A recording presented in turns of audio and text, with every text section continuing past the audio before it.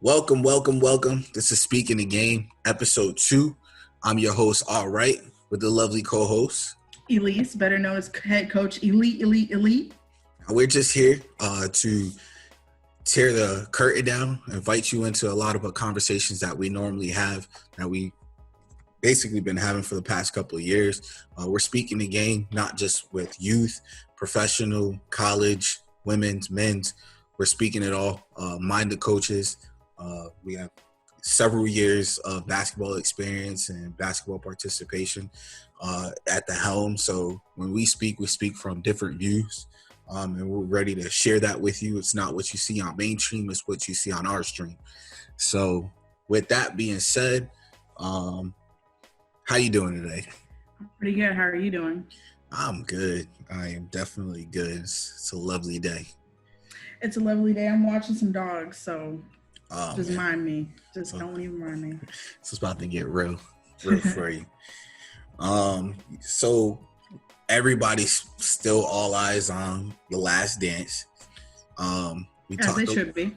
We talked a little bit about that last episode with some of the things that shocked you or shocked me, and a little things that stories that we might have not heard or might not have remembered or might not have been around for. How do you feel about these last 2 episodes? I liked them. It definitely gave. I thought it would be. I didn't know that they would do separate episodes about certain players, so that was a nice little twist instead of just covering the whole team. So I like that. Episode 3 I probably could have done without, though. To be honest, even though I liked it. Mm-hmm. You didn't like the Rodman episode? I feel like it's the same thing over and over and over. Y'all don't understand me. I had a rough life. Dive into it. I know he wrote a couple books. I've never read them. Maybe he dives into it there. But come on, man. Give me some more information. Why are you doing this? Why are we doing this? It really didn't go into it. I felt like the documentary went into some of his outbursts with the Spurs, which makes sense. Mm-hmm. And why Rodman stepped up huge during that last season when Scottie decided to rehab his injury during season. Mm-hmm. I felt like they kind of explained that very well. Mm-hmm. That was really good. Another thing I liked is how I don't think I've ever heard Michael Jordan say someone was the best or smartest teammate he's ever played with. Mm-hmm. So he mentioned Rodman. That right there was surprising to me. Well, there's a couple of things, just to piggyback off that. It's if you heard one Rodman story, you heard them all, right? Mm-hmm. The one that stuck out for me is the Vegas one. Okay. So understanding that he did that in the middle of the season, it wasn't like he did that during the All-Star break. It wasn't like he did that at the end of the season right before playoffs. He did it right before they could make their push. And it says a lot on how much, even when Scottie was out, it says how much it actually took a toll on him. Another part was when he was talking to a commentator and he was like, I'm just bored. I need to find something to light my fire. Isn't that crazy? But I think a lot of players feel like that. So, but his thing was he found his way to get back to where he needed to be. And sometimes we forget how long 82 games is. 82 games is a long time, and that's not including preseason. That's not including none of that. So you're asking for a commitment. You're asking this man to step up bigger than what he already did, because at the time he was the league leading rebounder. Yeah. But he was also, and that's why it didn't shock me when Jordan said, "Oh, Rodman was my smartest teammate." No, when you understand the intricacies of Rodman could guard 1 through 5. He's that rare breed where he's strong enough to guard the 5 back then. And I believe the 5s back then were way more physical than 5s now. So he could play that physical, but he can go ahead and he could switch and he can guard the 1. He can guard the 2. He can guard 1 through 5. So, looking at Rodman in that sense, I think, I understand it. I understand Jordan's comments on that. I took that more as Look at Phil Jackson knowing his players, knowing that if he didn't let homeboy take a vacation for as long as he needed to take it for, he would never get him back to perform the way the Bulls needed him to perform. And I think the secondary part was Michael Jordan flew to Vegas and knocked on the door and said pretty much, get your butt, let's go. We need you. And I think that right there, you know, from all the stories I've heard, all the documentaries, any story I've ever heard of Rodman just wanted to feel needed and wanted, and having the best player in the world knock on your door while you're probably in the room with probably about 5, 6 other people. Let's just be honest. I mean, that right there must tell you, hold on now, I got to get going.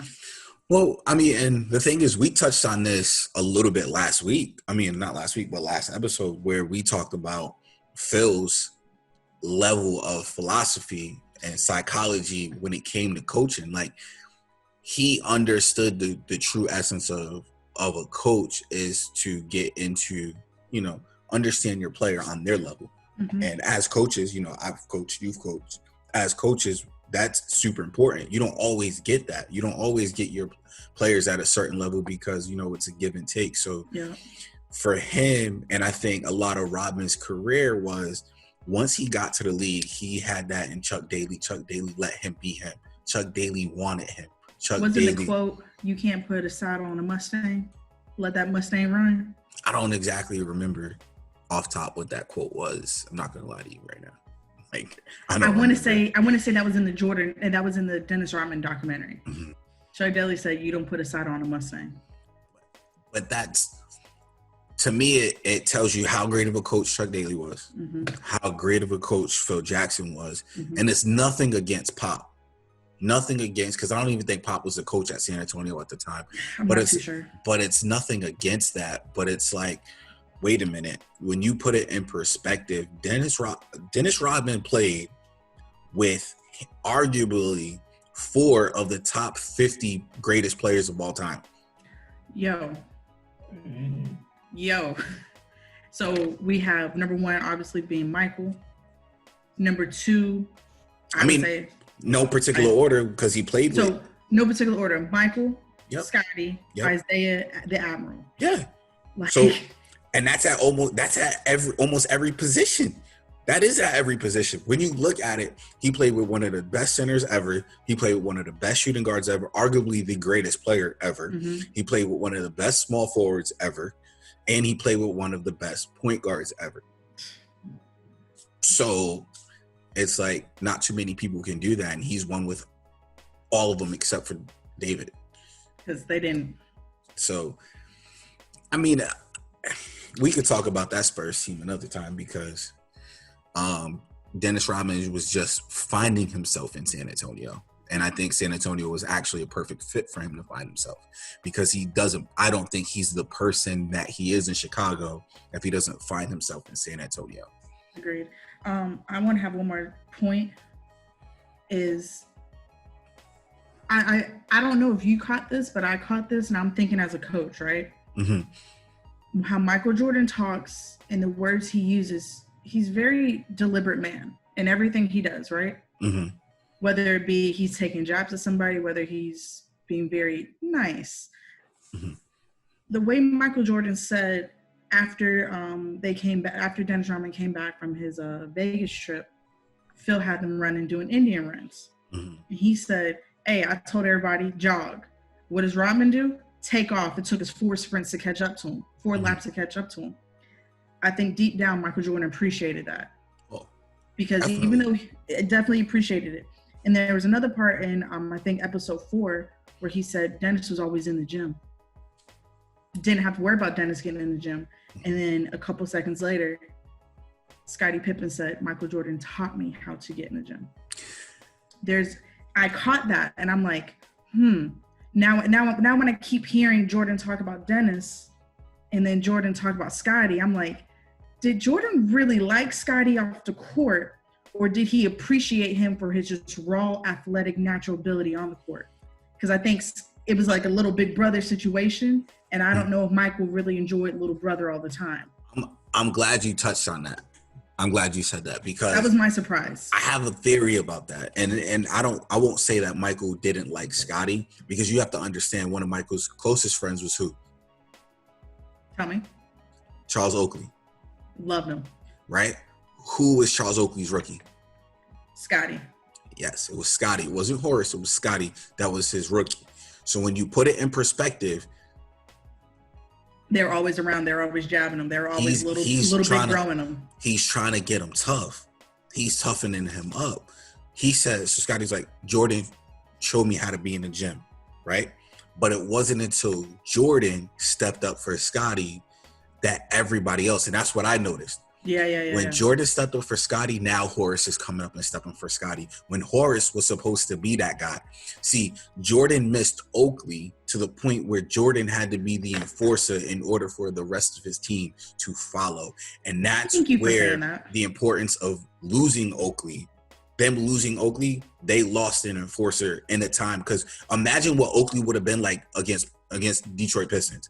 If we're being honest, they would have beat the Pistons 2 years sooner. I think we would have had, that the brawl, the Indiana Pacers, was Indiana versus Detroit? Yes.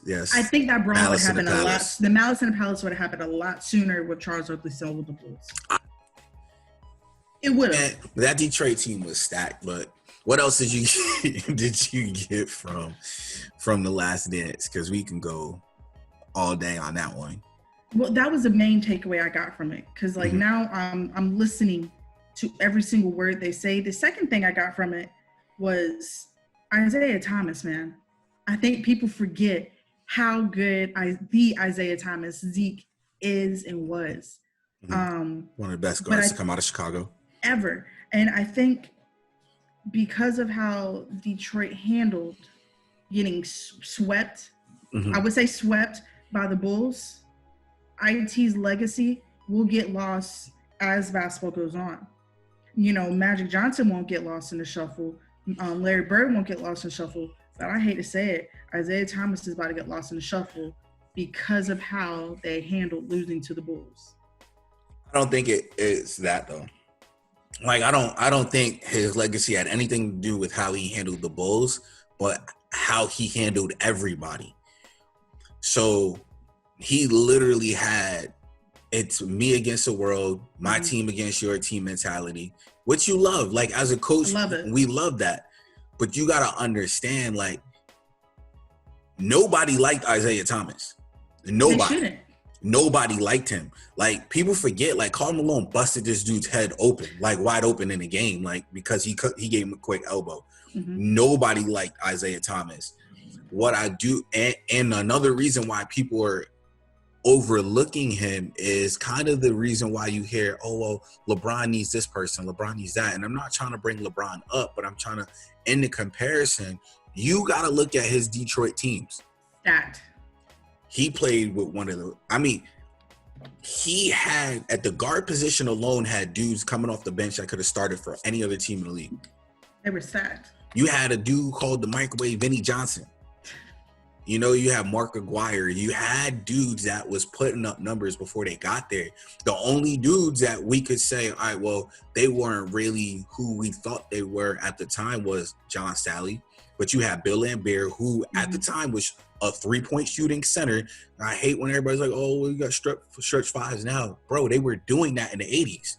Like, it just wasn't philosophy. It wasn't philosophy of coaches. It wasn't. But then you got to understand who Chuck Daly wasn't. And a lot of, and this is what I admire about Isiah, is that he played for two great coaches. He played for Bobby Knight and he played for Chuck Daly. Like, what do you expect out of a player like that? I just feel like, I don't think he gets lost in the sauce. I think he is.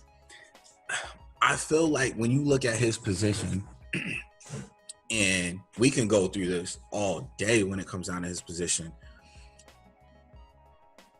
what separated him from everybody? One, winning, and who he won against. That's what separates him. Because a lot of players can win. They can win this. No, he had to go through Boston Celtics to get out the East. Then he had to beat the Lakers for the championship twice. He beat the Lakers twice. He beat the Portland second time. Oh, sorry. Portland once again. Portland was my mom's favorite team, so I know all about Portland, you know? Mm-hmm. And then you have to look, and then when you go back to, like you said, the Bobby Knight team, he didn't just play for Bobby Knight. He thrived under Bobby Knight. Like, tough guy, tough as nails. A lot of people even to this day, a lot of people don't like him. A lot of people say he's a little too smiley. He's a little too funny, like he's hiding something. Maybe that is the case. But maybe Isiah Thomas is just super content with who he is. I think he holds a lot inside. And a part that wasn't mentioned and people don't understand is, like, Michael Jordan's first All-Star game, he froze Michael Jordan out. He told everybody to freeze him out the All-Star game. So I kind of love that. Like, I kind of love that from my player, especially a point guard. Dude, I don't care if you're on my team right now, All-Star break, then get out of here. You ain't about to show me up. All right. But understand. You know how I am, though. Yes, but understand. You talking about, all right, so imagine when D-Wade first came in the league and he became an all-star, right? Okay. What if Jordan was like, yo, nah, freeze him, he don't get the ball?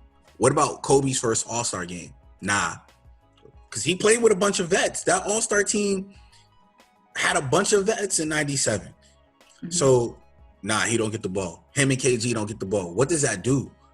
It does nothing good for the league. No, it doesn't. It doesn't progress the league. So you're talking about, yo, we're going to freeze him out. You're freezing him out because he's the next coming of the league. Like, the writing's on the wall for you. And as much as everybody's like, oh, well, he's a winner. Well, what did he do before those last 4 or 5 years? He wasn't winning like that. He wasn't winning like that. He only cared about himself, and that transferred. It wasn't until he got selfless players around him that was about it where he actually started winning. Like, you look at the Joe Dumars, man, if Joe Dumars is not on the Pistons, Isiah is struggling. The Pistons don't win those championships. Before you just said Joe Dumars, we could have just talked about 2 other players. One currently playing, both of them are currently playing in the league right now. Chris Paul or Melo. Okay. Chris Paul, luckily now he's with a team full of selfless players because they're all young, wanting to learn. And guards. And good guards. Melo, he had to get humbled. My thing is with Melo, and you know I'm not the biggest Melo fan. So as much as I like Melo, and we're going to touch back on him too in this game in a little bit later, but I feel like Melo messed up by forcing the New York trade. 100%. The Knicks messed up by forcing Melo. Like, and I get it now. Being a Laker fan and seeing how the whole poor Paul George thing worked out, it's like, well, if you make that trade, then you get him. But at what cost? Like, at what cost is it getting a superstar that claims that they want to be on your squad? Like, yo, if you want to be on my team, wait till your contract's up. I'll have money for you. You get signed, but now we're loaded. So now when you sign, we're really geared up to win the championship, or we're really geared up to make a run for the championship. We don't have to do too much except fill you in. So, you know, you got rid of a lot of guys that were balling at a time where it was like, dang. And when you look at it in hindsight, where's Denver now and where's the Knicks? Like, in hindsight, when you look at it, Denver won that trade because they turned 100%. Everything that they got. They still went to the playoffs.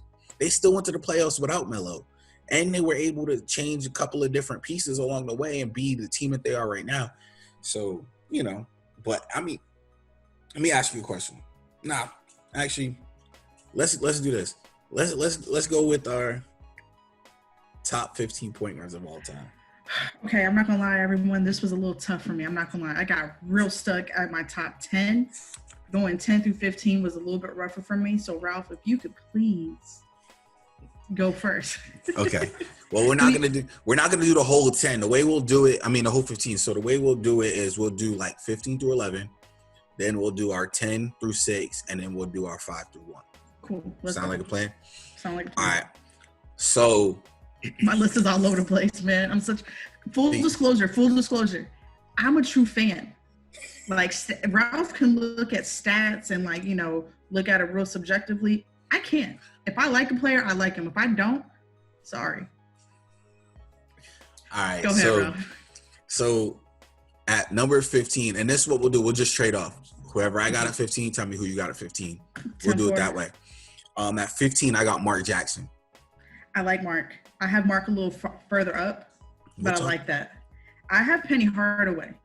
Magic fan. I got to put him in there. You know, for what he did when he played, he was rough. He was tough. If he didn't get injured. Yeah. Okay, 14. Who you got? 14, I got Penny Hardaway. I got Tony Pacquiao. I got Mr. Tony Parker, Mr. Frenchman himself. That little float game, I loved it. What he did at the Spurs, loved it. That's tough. I kind of find it. Found it hard to put him in the top 15. I won't argue with that. And as we go, you'll see why. I won't argue with that. At 13, I got Walt Frazier. Ooh, I got Rajon Rondo. Understandable. He's another one, like, I don't see him cracking the top 20. Same thing with Tony Parker. How? I don't see, because as much as, here's my thing with Rondo. Rondo and CP3 are the same. What I love Rondo for is Rondo's a passer. Rondo plays defense, but Rondo passes selfishly. All majority of his career. Now I have some stories. About the Rondo and the Celtics. Yeah, he was selfish. So understanding that, but now I look at the list, like Rondo's a top 10 passer of all time. Passer, not assist, but legit passer. He is a top 10 because where he can put the ball. So I give him that. But it's hard for me when I look throughout history and I say, can I put him in the top 20? No, because I can't put him over Rod Strickland. I can't put him over Kenny Anderson. I can't put him over Tim Hardaway. I can't put him over Kevin Johnson. Like, I can't put him over that tier. Like, he's not even even in that tier. So for me. I definitely did, because when I'm looking at it too, longevity. And who's to say if the season didn't continue, if he ended up with another ring with the Lakers? Okay, but you can end up with another ring. In that case, you got to put Kenny Smith up there because he got 2. Yeah, but so I'm a true fan. So let's go with number. Come on, man. Let's go with our next one. Number 12, I put Russell Westbrook. I'm not mad at that. I got him a little further down. I had Mark Jackson. That's right there. But you and I, because we've had these conversations. I feel Mark Jackson should be a Hall of Famer. Like, there's no doubt in my mind that he should be a Hall of Famer. And a lot of people were like, well, he has no awards. How is he not a coach though? He got Rookie of the Year. I mean, I'm just talking his player stats. Like, when you look at he played, I forgot how many years he played, but he's brought almost every team he played on to the playoffs. That's huge. So then he barely missed games. And then when he started missing games, it was towards the tail end of his career. So do you penalize him for being in the league as long as he did? Like, he's top 5 in assists all time. How is he not? And then he D'd up. Yes, and he played D'd up. And he wasn't the most athletic guard. So when you put it in all perspective, like, there's no way you could tell me top to bottom that he's not one of the greatest point guards. Like I said, I would never argue that Mark Jackson, even being at 12. Side note, Rondo's not even better than Andre Miller. All right. Who you got for 11? Number 11, I got Mark Price. Okay, so I see. Okay, so with this one, I put CP3. Okay. Guys, full disclosure, that's my least favorite player on this list.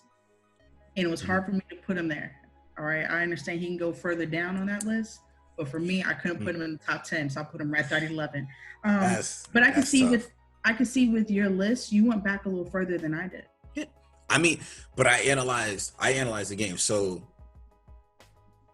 full disclosure, I always wanted to be a small forward when I was a kid. Like, oh, you thought you were gonna stretch out. Doctor said I was gonna be 6'7", lied, but hey, right in your face. It's all good. It made me feel good. So, I think I was in 4th grade.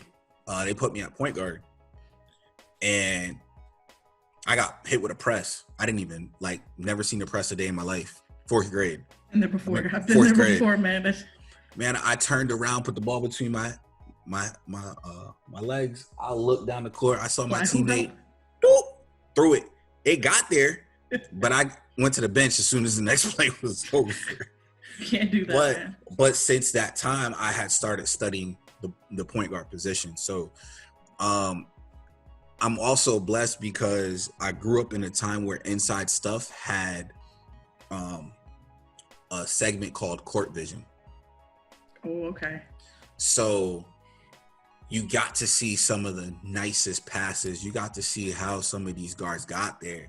And I was able to, I grew up in that time where guards didn't have the range that they have now. Like there's guards, and we're going to have this conversation one day where there's guards that's in the 90s that if they were playing today, they would smack the league up and down because nobody would be able to guard them. I think that's the one position across the board. If you just take up most of the point guards from the late 80s, early 90s to the mid 90s, I would say 96, and just transplant them to today's game, I think they surpass almost every point guard that's playing today, besides the handful that are all-stars. Yeah. And surpass. And the crazy part about that too, they have better athletes and better shooters on the court with them. What? And the crazy thing about that is they did more with less. Yeah.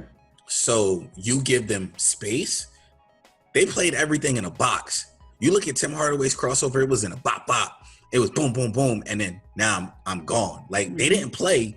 Their move was to counter your defense, and then you couldn't stay in front of them. And then you still have big men in the paint too. Yes, that's what I said. Traditional bigs, what? They did more with less, and like I said, it'll be tough for me to put Rondo above a lot of those guys in the 90s that aren't even. I respect that. I respect that, and I understand that. Okay, so now let's go number 10. I feel like we flip flop because I got CP3 at 10.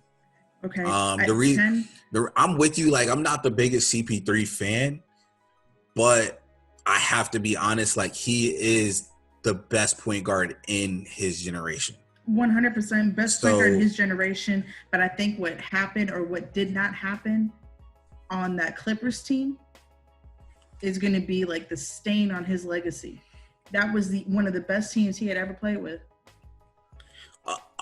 And they couldn't get over the hill, man. A lot can go with that, and I think a lot with his legacy is gonna fall on David Stern, because if he becomes a Laker, is he more likable?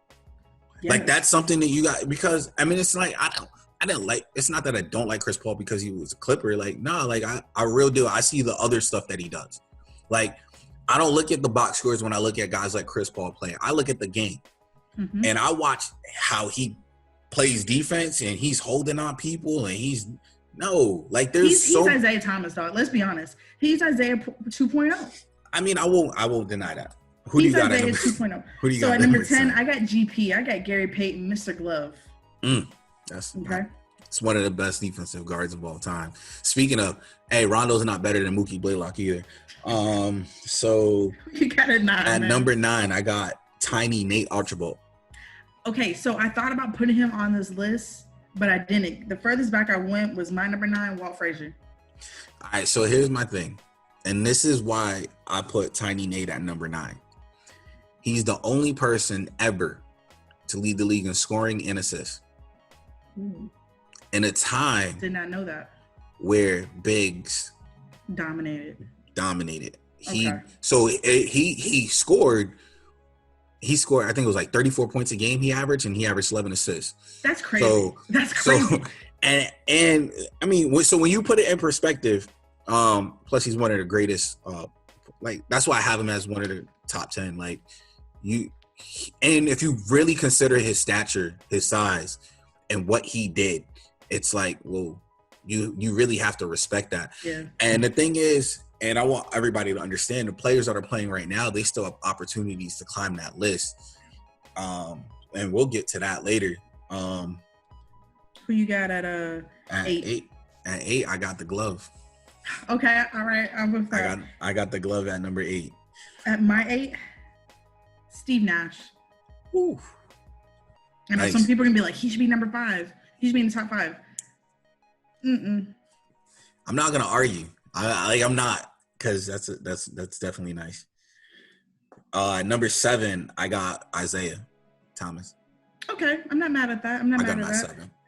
Because I don't think he's better. I don't think he's better than the next 6 that I have, but I think he's up there. So who do you got? If there's one player on my list I can move more, it's Isiah Thomas, but I like him.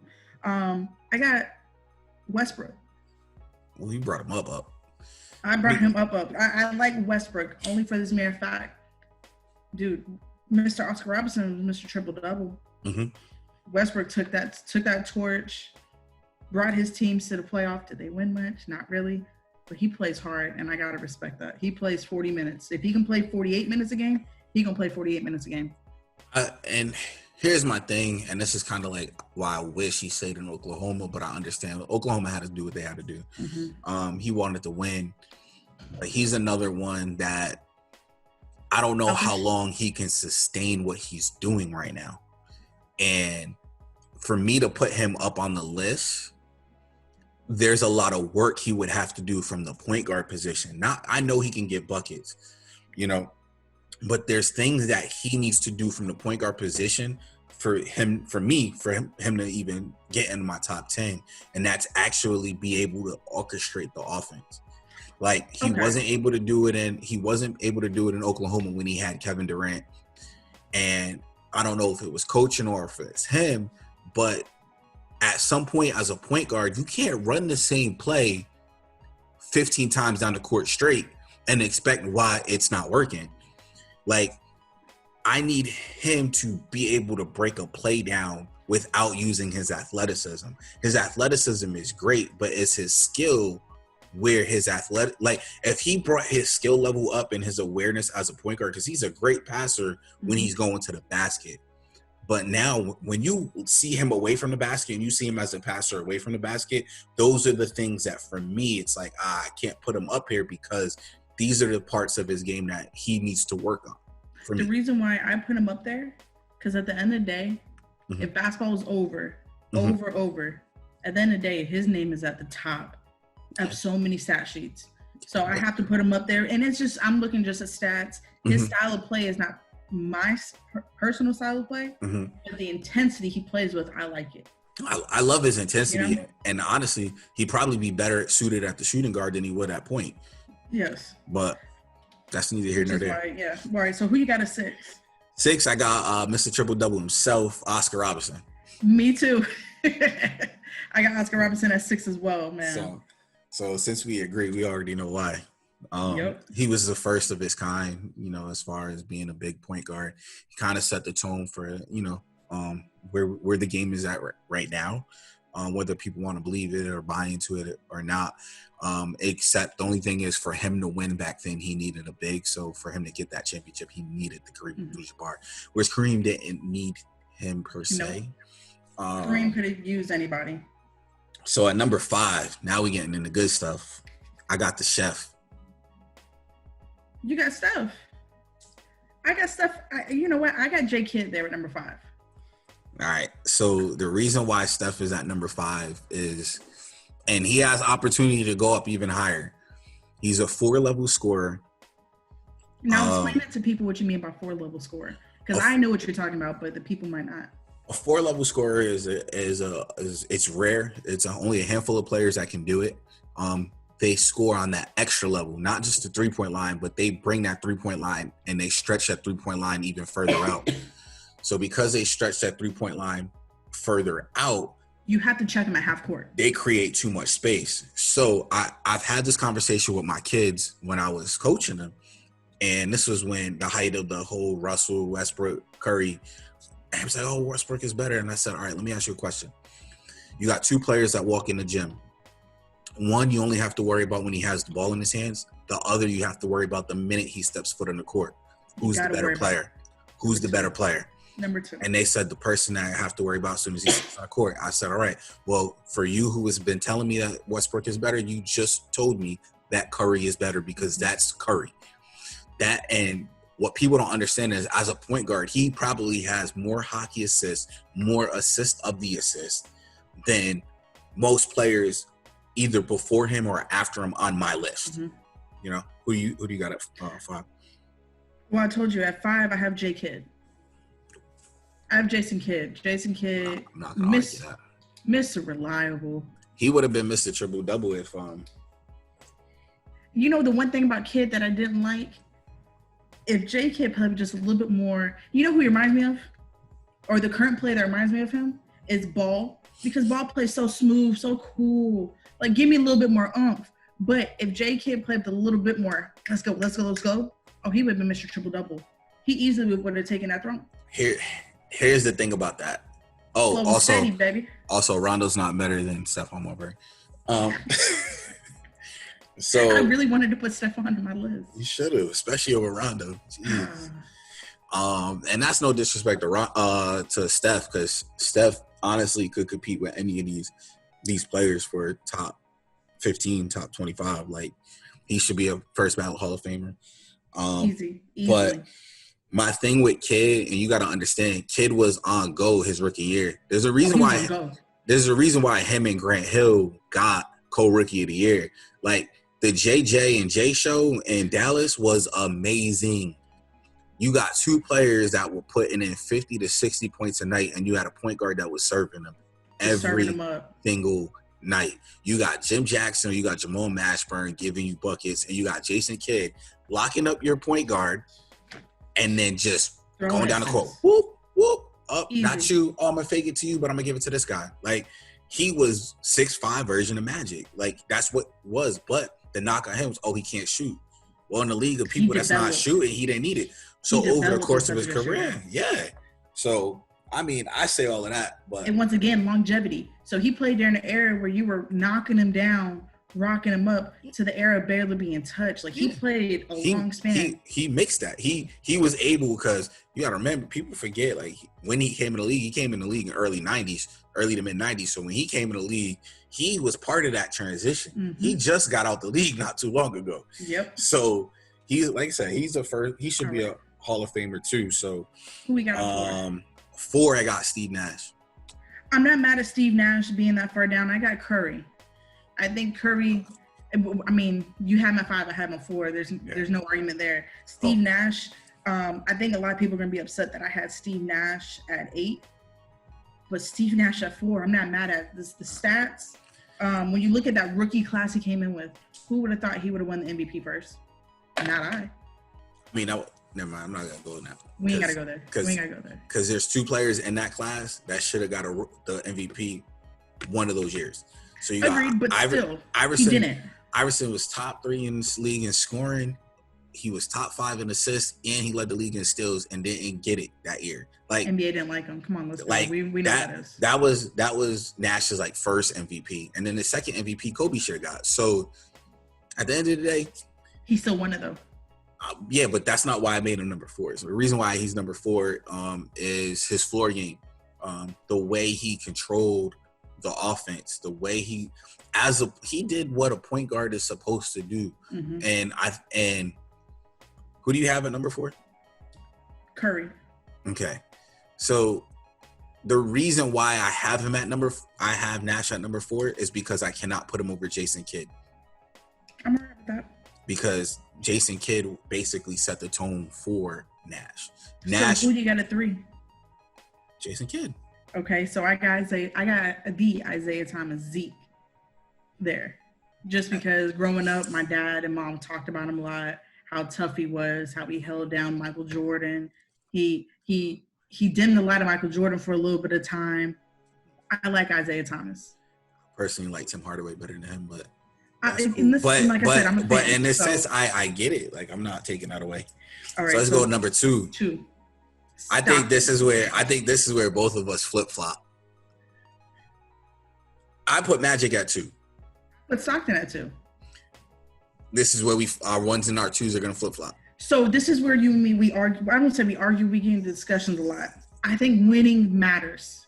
At the end of the day, winning matters. I think it was the same discussion we had with Trae Young making the All-Star team, the starter All-Star team this past season. All right, so even reverse to last episode where you said that winning matters, but you still put Bradley Beal at the number 2 shooting guard when Devin Booker had the better record. But I don't blame Beal for that. But Devin Booker had the better record. I don't blame Beal for that. Beal, they're playing so much better without Wall. They're playing so much better without Wall. But they have All right, they go to the playoffs well. They don't go to playoffs well. Like, they have a better, like, Phoenix has a better record. Yes, right now. We're talking about now. No. Phoenix we're talking about this list. Let's go back. I'm sorry. I just had to bring that back up because I'm like, yo, you can't pick and choose when you want to pick winning. Winning matters. So here's to me where I say I love Magic as the number 2 point guard. I'm not mad at it though. And the reason why I love him at the number 2 point guard is because he's that extension. He's what Oscar Robertson was, but he's now at a bigger factor. Mm-hmm. Magic didn't always play point guard. That is why he's at number 2 for me. Magic was so versatile that he can play every single position. You got to remember his rookie year in the finals, he played all 5 positions. Yep. So I'm not taking anything away from him, but I just know that when it came down to defense, he wasn't always defending that guard. He wasn't always defending that position. I don't care if he's 6'9" or not. I'm not dying on this. I'm not dying on this hill. I can easily flip-flop him. No, I know. Because John Stockton, when we talk about point guards, he's the epitome of a true point guard. The epitome. Now, maybe some of those stats that came out of Salt Lake City, during when they had the time delay games, or how many steals and assists this man had, I can't see it from like a guy who's a 6'1" white guy. He was about that life, though. See, that's what people don't understand. Man. Tough as nails. And I guess it's a little bit biased of me too. And as a Laker fan, you got to understand how difficult it is to put Magic at number 2 and put John Stockton at number 1. And John Stockton is my favorite point guard of all time. So I have a question for you, or maybe not a question, maybe a statement. I think on any other team, John Stockton's still John Stockton. I think without John Stockton, we don't get Carmelo.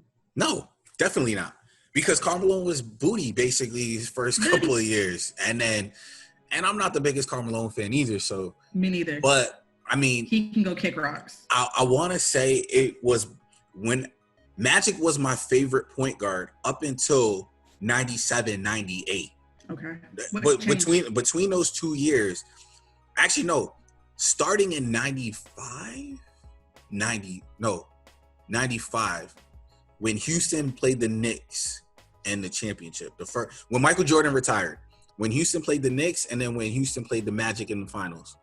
Because in the Western Conference playoffs, I started to look, because I told you I wanted to be a small forward. And then my whole life got switched all upside down. So I started studying the point guard position. And in the playoffs, that tells you a lot, because Utah only went and only could go wherever John Stockton led them. Yep.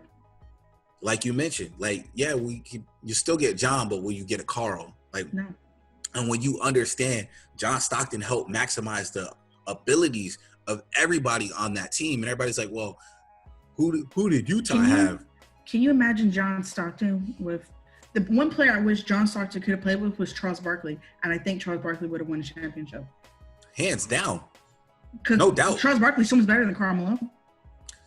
No doubt. And I'm glad, man, let's talk about it. Let's talk about the Dream Team real quick. Okay, let's go. Let's talk about that, because I want to backtrack and then bring that back in. So Isiah feels that him not shaking hands, and you mentioned this earlier, that kind of diminished his legacy, and he kind of feels like that's the reason why he wasn't on Dream Team. Fam, look at that roster. It's hard, man. Talk about the hardest list to make. No, it's not. It's fit. He didn't fit. You have a scoring, selfish guard. Timeout. Where did you put him again? Who? Where did you put him in your top 15? Yeah. Where'd you put Isiah? You put him 3, right? Who's number 1? Magic, and then I know. I told myself. Yeah, no, but I'm just saying. And I put Stockton and Magic 1 and 2. Yeah. Well, who were the point guards on Dream Team? Magic and Stockton, unselfish, pass first. Isaiah's not getting over those guys. All right, so cool. Let's do scorers. All right, so you got shooting guard. Clyde Drexler in his prime and Mike in his prime. You think you're going to put Isiah? Isaiah's a fit? No, Isaiah's not a fit. Isaiah needs to understand, and Chuck Daly's the coach. That's his coach. Mm-hmm. So my whole thing is, they were loaded at every position, because every guy at every position basically saw the person that they were playing in practice outside of Christian Laettner as their only competition in the league. Yeah. So those practices were a lot harder than the games. So like you mentioned, you think Charles Barkley's better than Carmelo. Well, guess what? During Dream Team, he was. If we're being honest, if Charles Barkley doesn't get hurt, Charles Barkley makes another run with Houston when he was with Houston. And Houston, think about that. Like, if Charles Barkley gets to Houston 2 years earlier, does Utah make the finals? I don't think so. Right? Because you got to remember, what people forget is and Barkley's like, oh, I will never team up with all these players, Fam, you teamed up with Clyde Drexler, you teamed up with Hakeem Olajuwon, and you teamed up with Scottie Pippen, all on the same team. That's 4 Hall of Famers on the same team you teamed up with. So there's that. But to all due respect to Charles Barkley, Charles Barkley was before his time. Pound for pound, one of the best power forwards to play the game. Skilled because he was shooting threes. He was a stretch player. All these guys, I'm a stretch forward because I can shoot threes now.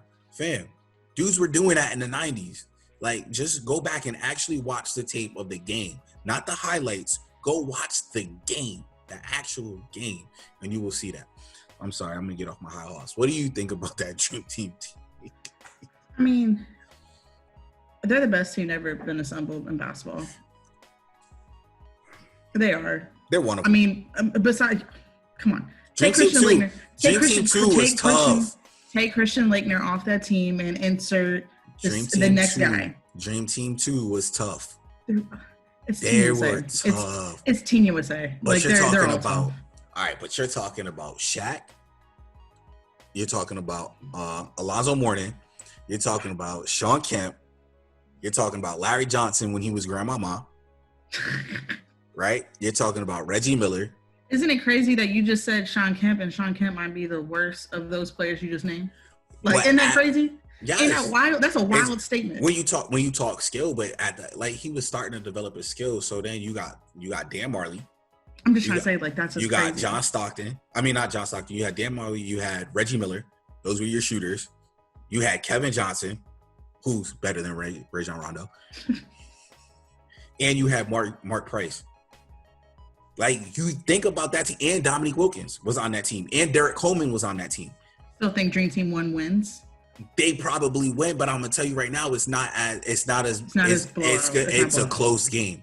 It's a close game because real deal, is David Robinson stopping Shaq? I don't think so. No one's stopping Shaq during that time. Is Patrick Ewing stopping Shaq? No one's stopping Shaq during that time. Shaq was the most dominant player the league had ever seen up until Wilt.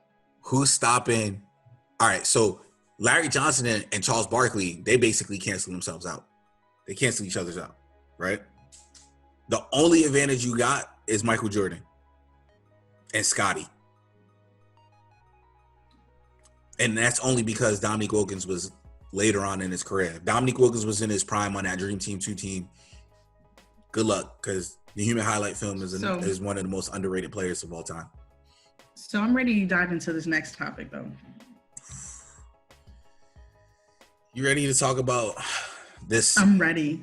Oh my goodness. It's tomfoolery to me, but Ben Wallace's comments on what Carmelo Anthony said about had he gotten drafted by the Pistons, they would have probably won more championships.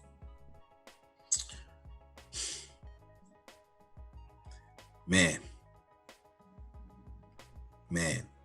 I'm so listen, anything Melo says, I'm just like in one ear, out the other.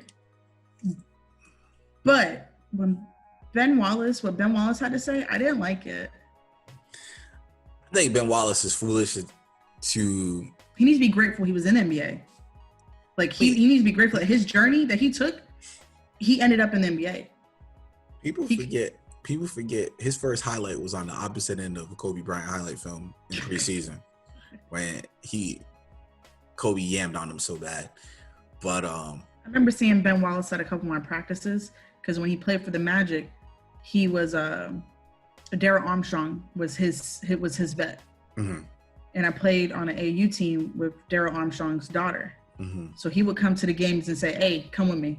So Ben would come up to our games with a big old afro. He tall as heck, strong. I never seen someone as strong as him until I saw LeBron James. Steroids. But I'm not here for his NBA commentating or speculations. I'm not. Like, my thing is this, and this is what made me think, like, yo, did they ruin Darko? Like, did they even give Darko a chance? Because I'm gonna be honest, like, Darko coming out, everybody was real deal considering, like, yo, was he a legit, like, should he be the number one pick? Like, I think Darko not becoming who everybody thought he was gonna be kind of hurt Luka or players like Luka. I think it hurt every other European player thereafter.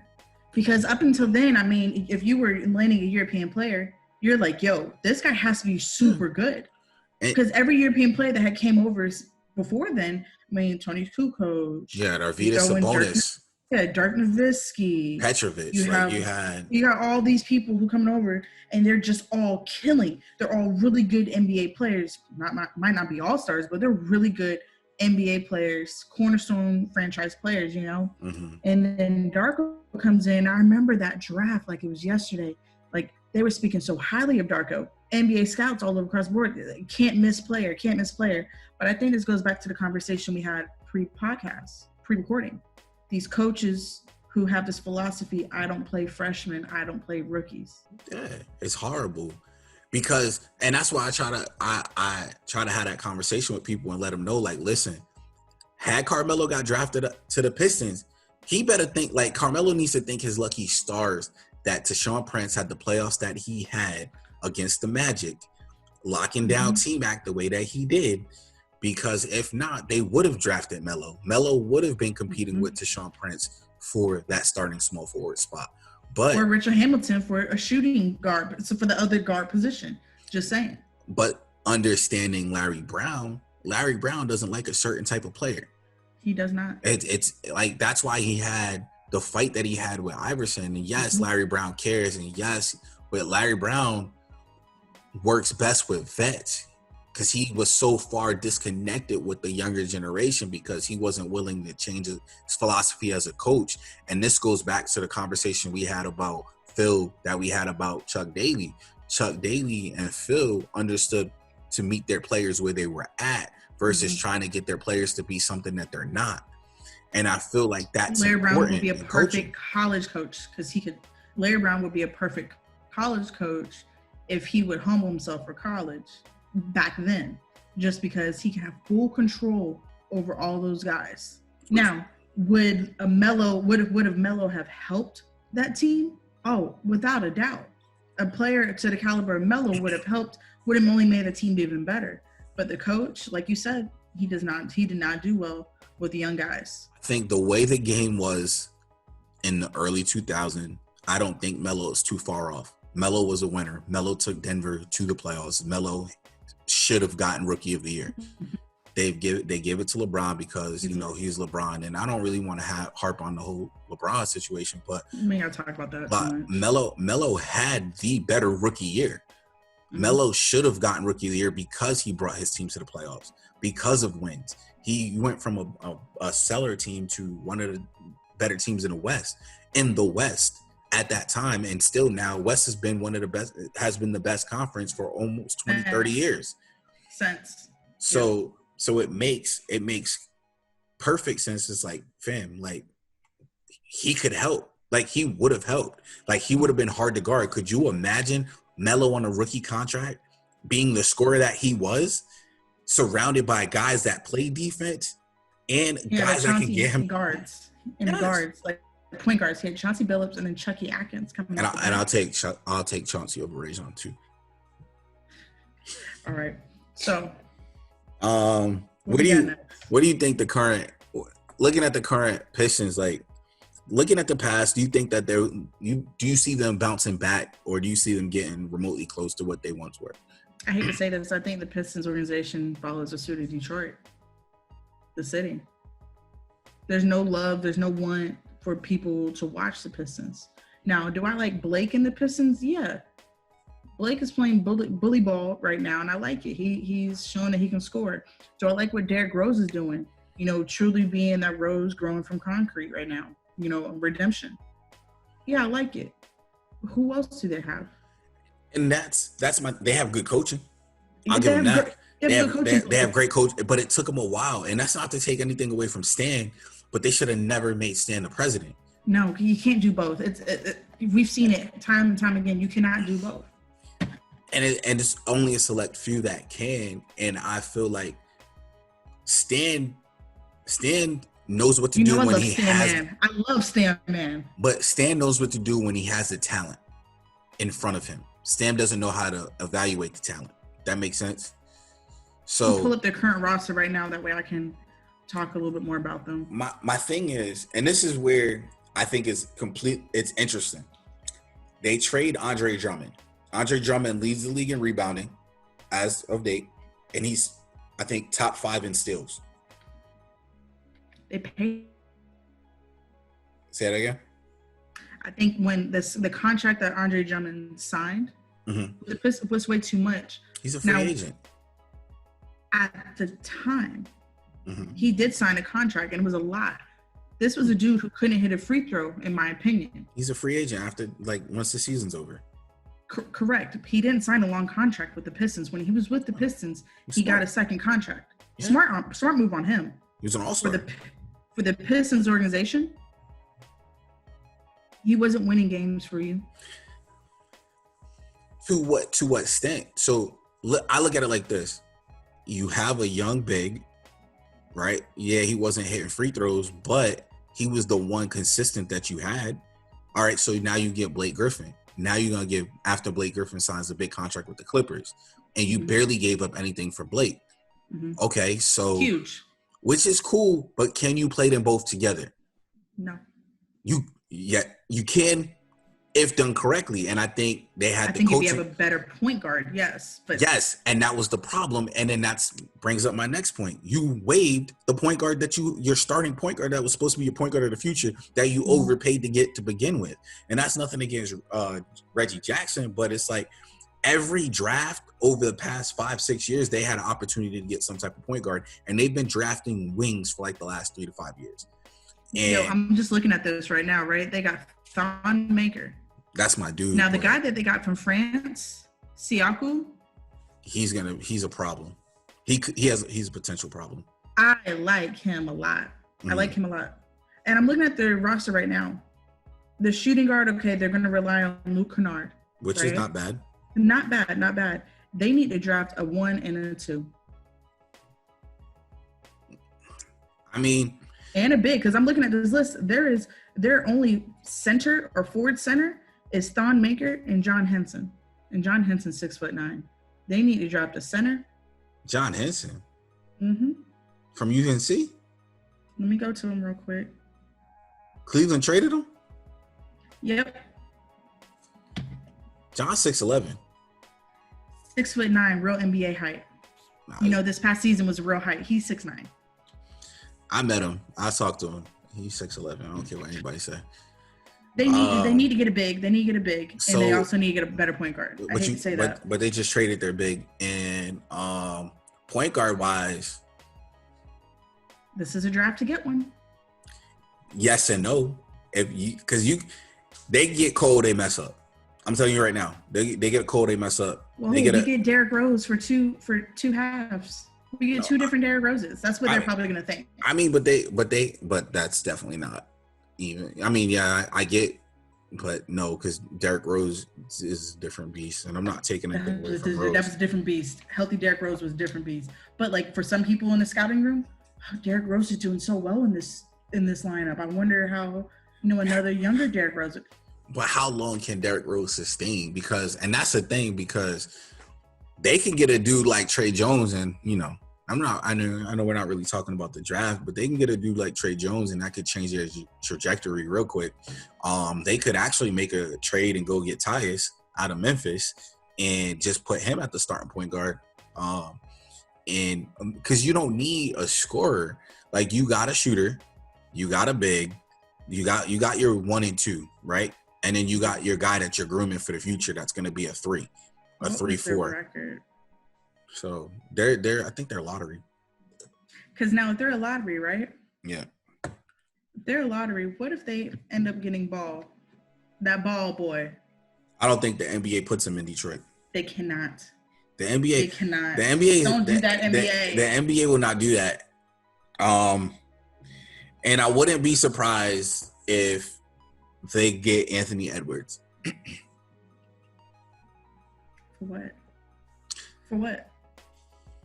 Because they want the same problems that they had with Stanley Johnson. I don't want to talk about Anthony Edwards right now. I don't even know what else to say about Hampton would be good. They need to get a point guard for sure. But like I said, they really messed up because, like I said, you got Drummond, who's been pretty much your most consistent player. He led the league in rebounding, and he was top 3. He was definitely in the top 5 in steals. He might be number 3. He might even be number 2. I know he averaged like 1.8 steals. He's averaging 1.8 steals, and that's a lot for a big. Like, you have to put that in perspective because there's not too many big. He was on pace to be Defensive Player of the Year, and you trade him. He was no pushover. They traded him. He can get you 20 boards. I will say this. He was in Orlando a lot. I saw Andre Drummond here a lot. Listen, if Orlando... At one point, I thought...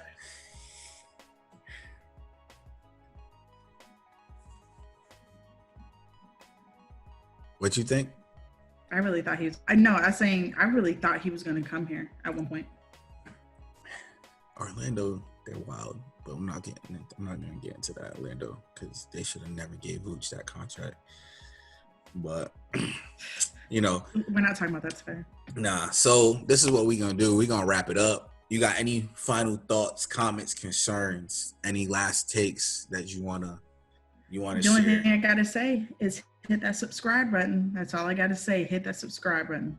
Yes. Hit that subscribe button. You can follow us on Twitter. Instagram will be coming soon. Also, leave a comment, hit that like button, share with your friends. Until next time, peace.